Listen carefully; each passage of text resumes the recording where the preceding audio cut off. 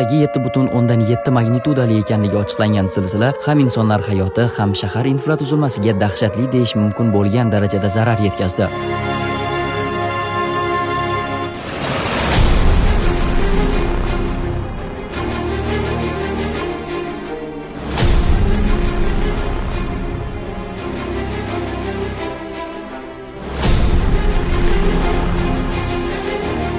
Ofat 28-mart kuni mahalliy vaqt bilan 13:30 da boshlangan va taxminan 10 daqiqa davom etgan. BBCning qayd etishicha, yer silkinishi oqibatida berilgan qurbonlar soni 1002 kishiga yetdi. Yana 2376 kishi jarohat olgan. Bundan tashqari, qulab tushayotgan bino tasvirlari kun mavzulari qatoridan yuqori o'rinlarni bo'shatib bergani yo'q hozircha.